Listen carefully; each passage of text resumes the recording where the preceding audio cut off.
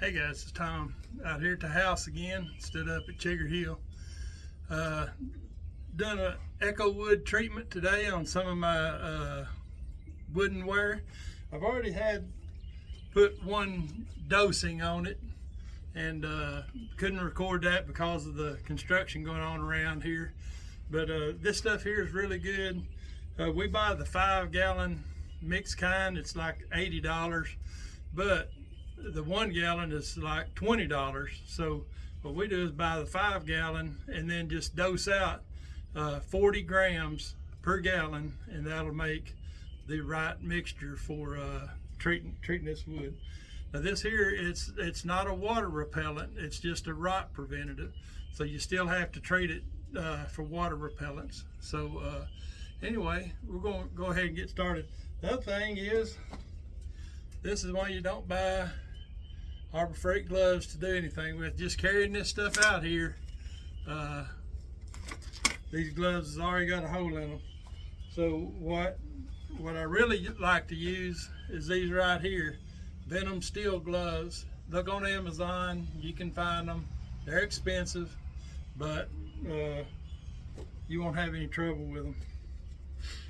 So anyway, let me go ahead and get started. And we've used this echo wood on just about everything.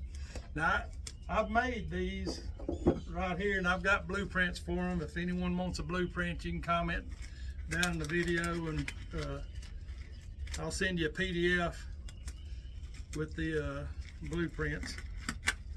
Give me just a second. You can see you can rough handle these gloves, but eventually they fit fine. Now this stuff here, this echo wood, it's just some minerals mixed in some water, and you just pour it on them.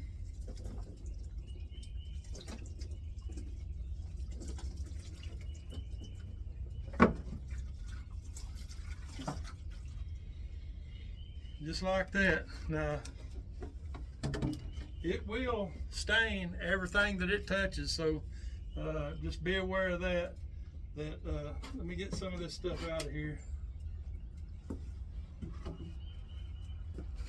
But you just dampen your rag, dampen the wood, and that's it. And then you let it dry. Like I said, I've already treated some of this. It's already been treated once. I'm just putting a second coat on it because it takes that wood will soak it up, and then you put another coat on it. It gets it a little bit deeper. The instructions actually recommend that you let it soak for 5 minutes in a tub, but the stuff is so expensive that if you do that, you're gonna waste a lot of money. This right here, I've used, I actually only mixed up a half a gallon, which was 20 grams, and I've already coated them once, and I had half of what I mixed up. I had a quart left, so I've got enough to do another treatment. And I didn't mix the whole gallon or the whole 5 gallons up and do the submersion.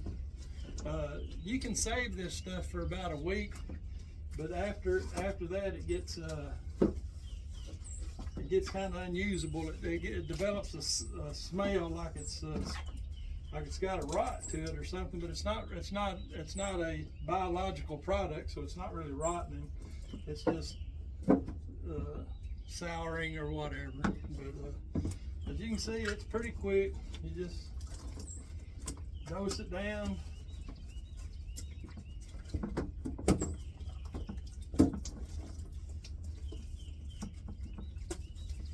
These bottom boards, inner covers, these are the ones I have the blueprints available for. They're real simple. I don't own any fancy woodworking equipment or anything. I have a table saw and a circular saw and a miter saw. And to make these, I use the circular saw and the miter saw table saw. Yeah, I used all 3 of them on these here, but I didn't have to use a router, didn't have to use a joiner, didn't have to use any of that fancy equipment, and it's all just standard, pretty standard stuff. You can treat boxes that are already painted, like this one here is. I'm going to treat the inside of it. It will not hurt the bees once it's dry. It's just we've used it on our beehives. Every beehive we have, we've used this on. You can treat the ones made from cedar. The only ones that's probably wasting your time with are the wax dipped ones, because it won't penetrate past the wax, you know. So you don't want to do that. But anyway,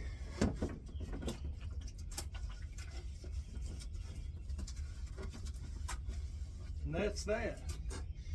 Now you let them dry. I'm gonna go ahead and treat these double screen dividing boards. I bought them, and of course they come in untreated, you know, but they're supposed to be made out of cedar or something that's not going to rot. But I don't necessarily trust all that, so I'm going to go ahead and treat it.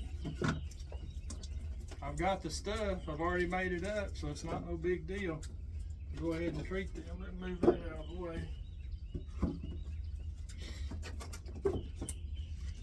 And this here's what I tore that little Harbor Freight glove carrying out here. That's one of these here, as you can see. I've been handling this around. It hadn't tore the glove yet. My estimation is it's probably not going to. I've used these Venom steel gloves several times, and like I said, they're kind of expensive, but you won't regret buying them. They're that good. They're that good. You won't regret buying them. But I don't know what we've been here, 5 or 6 minutes, 7 minutes. So, and to mix this up, to mix the Echo wood up, you use distilled water. Is what it recommends, and that's what I use. Distilled water. I don't know that it really makes any difference, but a gallon of distilled water is like maybe $1 or $2, less than $2 at Walmart. And you know, then you've done it. You've done the job correctly.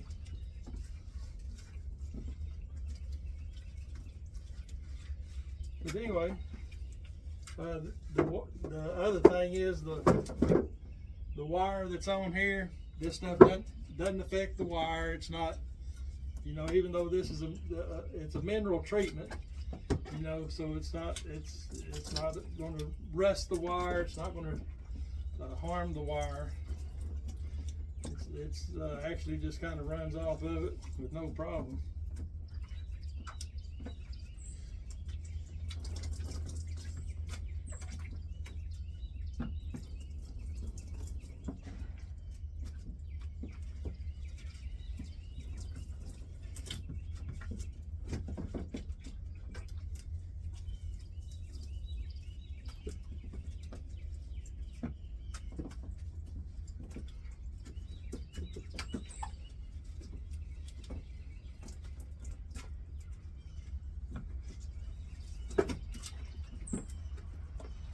Anyway, y'all seen it.